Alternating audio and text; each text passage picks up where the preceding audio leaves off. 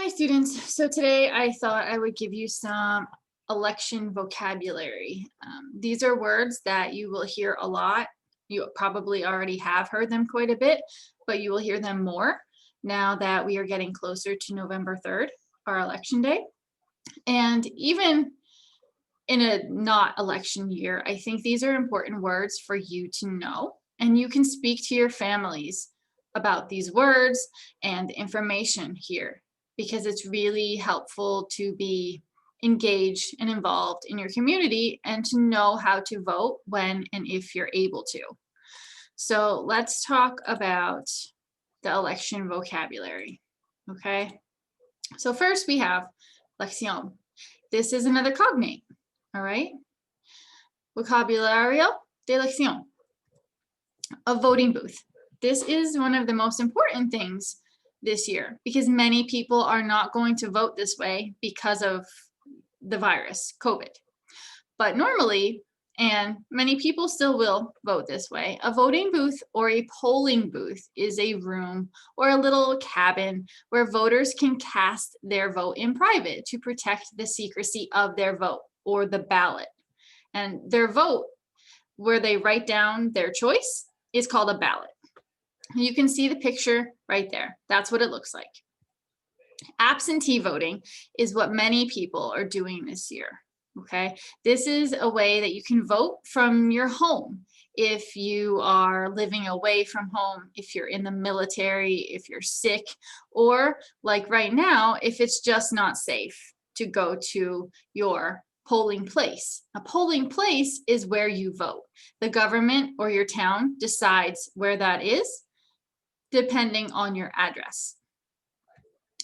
What is a campaign? It's a connected series of events that lead to an election, okay? A presidential campaign includes communicating the candidate's ideas to voters, meeting with the voters, debating with their opponents. That is everything that makes a campaign.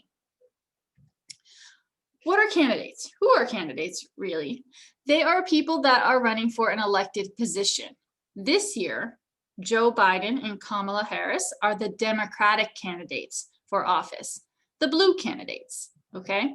The red candidates, the Republican candidates are Donald Trump and Mike Pence. What is a debate? This is something that we see when we have elections, and they are just discussions about issues, much like you do in class. So in many political races, candidates organize these debates so that we, as voters, can hear what they think about issues, just like when we ask you what you think in class about an issue. The Electoral College is a complicated thing. I'm not going to explain it in a lot of depth, but this is really how we choose who becomes president, okay? Every state has a certain number of people, and they go and they cast their ballots, their votes in December after the election, okay?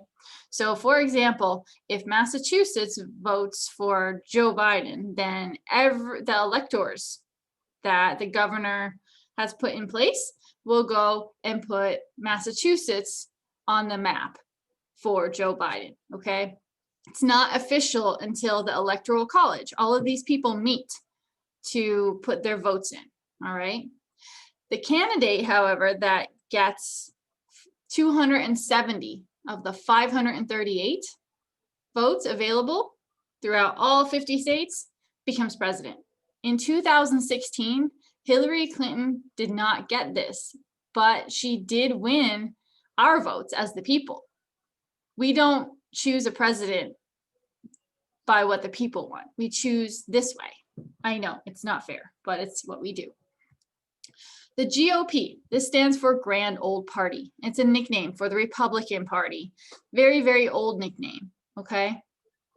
And the Republican Party is older than the Democratic Party. An incumbent is an office holder. Right now, Donald Trump is the incumbent. A landslide, which is what you hear a lot of, is that we need a lot of people to vote, a lot of votes for one candidate, okay? usually in the Midwest, Iowa, Idaho. Those states, they vote for Republicans in a landslide, meaning more people vote for a Republican than not, in big numbers. Where we live in the Northeast, it's blue. They vote for Democratic candidates in a landslide. A national convention is where each of the parties, the Democratic parties and the Republican parties, nominates their party's candidate for office officially. Okay, this is what makes it official. This year, the Republican convention was held in Florida. The Democratic convention was online because of coronavirus. A nominee is the person that gets nominated at that convention.